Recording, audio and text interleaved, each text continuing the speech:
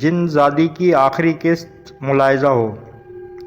دونوں اپنے گھروں کو چل دیے۔ شام ہونے کو تھی۔ زمان گھر میں داخل ہوا تو گھر میں کوہرام برپا تھا۔ زمان کے بھائی کا 3 سالہ بیٹا گھر سے غائب تھا۔ سب اسے ڈھونڈنے میں لگے تھے لیکن نہیں مل رہا تھا۔ آ گئے لوفر کہیں کے۔ زمان کا بڑا بھائی بولا، اب بچے کو ڈھونڈو، میرا منہ کیا دیکھ رہے ہو؟ زمان بچے کو ڈھونڈنے لگ گیا۔ وہ عشاء تک بچے کو ڈھونڈتے رہے لیکن بے سود۔ زمان کو اب شک ہونے لگا تھا کہ کچھ گڑبڑ ہے، کیونکہ اتنا چھوٹا بچہ کدھر جا سکتا ہے جو چل بھی نہیں سکتا۔ اچانک باہر شور شرابہ شروع ہو گیا۔ سب باہر کی طرف بھاگے۔ باہر نکلے، بہت سارے لوگ جمع تھے۔ ایک بندے نے ہاتھ میں چھوٹا بچہ اٹھائے رکھا تھا۔ ارے یہ کیا؟ یہ کیسے؟ کدھر ملا؟ او میری جان! زمان کا بھائی چیخنے لگا۔ سب کے رونگٹے لگ گئے اور گھر کے سارے فرد غم سے نڈھال ہو گئے۔ ایک بندہ بولا، جی یہ بچے کی لاش ایک گٹر میں تھی، بہت رو رہا تھا لیکن لگتا تھا کسی نے نیچے پاؤں سے پکڑا ہوا تھا۔ ہم بھاگے لیکن کسی نے گٹر کے اندر کھینچ لیا اور تھوڑی دیر بعد لاش پھر اوپر آ گئی۔ سب پر ہو کا عالم تھا۔ سب کی آنکھیں اشکبار ہو گئیں۔ بچے کی لاش کو گھر لایا گیا تو اندر بھی قیامت کا منظر تھا۔ بچے کی ماں یہ دیکھ نہ سکتی، ایک چیخ ماری اور وہاں گر گئی۔ اس کو بے ہوشی کی حالت میں اٹھایا گیا اور بچے کو بھی گھر لایا گیا۔ اس کو نہلایا گیا۔ بچے کی ماں کو اسپتال لایا گیا لیکن وہاں ایک قیامت کا منظر تھا۔ بچے کی ماں دم توڑ چکی تھی۔ ماحول بدل چکا تھا۔ جن زادی کی وجہ سے 3 لاشیں گر چکی تھیں۔ 3 دوستوں کی غلطی نے ایک ہنستے بستے گھر میں صف ماتم بچھا دی تھی۔ غلطی جن زادی کی نہیں تھی، غلطی حوث کے مارے 3 دوستوں کی تھی، جن میں ایک عمران اپنے انجام کو پہنچ چکا تھا، دوسرے زمان کے گھر میں آدھی رات کو قیامت کا منظر تھا اور تیسرا روشن گھر میں آرام سے سو رہا تھا۔ بچے کی ماں کی لاش کو گھر لایا گیا۔ صبح اس کو بچے کے ساتھ دفن کیا جانا تھا۔ زمان کی بہت بری حالت تھی۔ وہ بار بار روئے جا رہا تھا۔ وہ خود پر لعنت کر رہا تھا۔ اسے لگ رہا تھا چھوٹے بچے کی اور اس کی ماں کی موت اس کی وجہ سے ہوئی ہو۔ وہ اپنے بھائی کو کیا منہ دکھائے گا؟ وہ بہت دیر سے رو رہا تھا اور یوں روتے روتے اسے نیند آ گئی، لیکن رات کے کسی پہر اس کی آنکھ کھل گئی۔ اس کو یوں لگا جیسے جن زادی اس کے خواب میں آئی ہو اور بول رہی ہو کہ ایسے کیسے سو گئے؟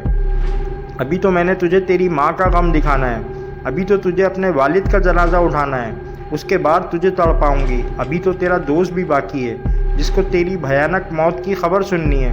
تم دونوں اتنی جلدی عمران کی موت بھول گئے؟ یہ سب بس سے زمان کے ذہن میں آ رہے تھے اور وہ پھر رونے لگ گیا۔ اسے کیا پتا تھا کہ ان پر قیامت تو اب آئے گی۔ اب آگے صبح بچے اور اس کی ماں کو دفن کر دیا گیا۔ ہر ایک کی آنکھ اشکبار تھی۔ سب رو رہے تھے۔ زمان کو بخار چڑھ چکا تھا۔ اس نے صبح سے کسی سے بات نہیں کی تھی اور نہ ہی کچھ کھایا پیا تھا۔ روشن کو صبح فوتگی کا علم ہوا۔ وہ زمان کے گھر آیا، تعزیت کی اور زمان کے کمرے میں پہنچ گیا۔ زمان کمرے میں ایک طرف بیٹھا ہوا تھا۔ روشن اس کے پاس جا کر بیٹھ گیا اور دھیمی آواز سے بولا، یار بہت افسوس ہوا، مجھے یقین مانو جب سے یہ خبر سنی ہے مجھے ابھی تک اپنے کانوں پر یقین نہیں آ رہا۔ روشن کی بات زمان نے سن لی تھی لیکن چپ بیٹھا تھا۔ روشن بولا، دیکھ زمان یار، کب تک یوں خود کو تکلیف دو گے؟ چل اٹھ اور کچھ کھا پی لے۔ لیکن زمان تھا کہ بولنے کا نام نہیں لے رہا تھا۔ روشن بہت دیر تک اپنے دوست کے پاس بیٹھا رہا اور اس سے باتیں کرتا رہا لیکن زمان تو جیسے صدیوں سے خاموش ہو۔ آخرکار روشن گھر چلا آیا۔ جیسے تیسے کر کے دن گزر گیا اور رات ہو گئی اور یہ ان دونوں دوستوں کی زندگی کی بھیانک ترین رات ہونے والی تھی۔ روشن رات کو سونے کی تیاری کر رہا تھا کہ اسے ماں نے آ کر اطلاع دی، بیٹا گیٹ پر کوئی آیا ہوا ہے اور تمہیں بلا رہا ہے۔ اوکے اماں، میں دیکھتا ہوں۔ روشن یہ بول کر گیٹ پر گیا۔ گیٹ کھولا، باہر ایک بندہ کھڑا تھا۔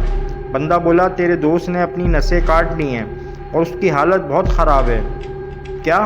روشن چیخ کر بولا، کدھر ہے وہ؟ مجھے لے چلو ادھر۔ وہ بندہ اسے لے کر ہو لیا۔ اس کا رخ سیدھا کھیتوں کی طرف تھا۔ روشن بولا، یہ کدھر لے کر جا رہے ہو؟ زمان کدھر ہے؟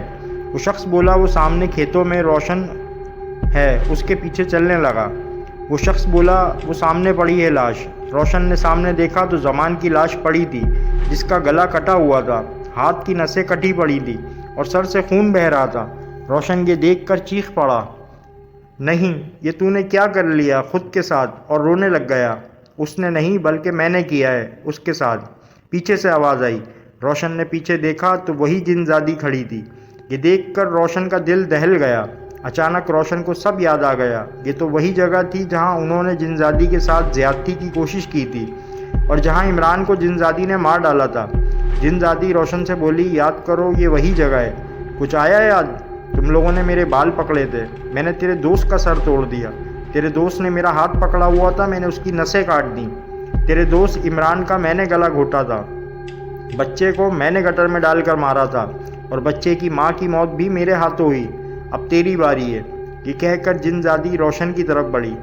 جن زادی اپنا کام کر چکی تھی، اس کا انتقام پورا ہو چکا تھا۔ صبح کو جب روشن اور زمان کی موت کی خبریں ملی تو زمان کی ماں، جو پہلے سے صدمے میں تھی، اپنے گھر میں تیسری لاش نہ دیکھ سکیں اور کوچ کر گئیں۔ اس طرح ایک گھر سے 2 دنوں میں 4 جنازے نکلے۔ زمان کا باپ پاگل ہو چکا تھا۔ روشن کی ماں اپنے بیٹے کے غم میں دیوانی ہو گئی۔ وہ رات کو گھر سے نکلی اور پھر کبھی نہ آئی۔ ادھر عمران کا گھر بھی اجڑ چکا تھا۔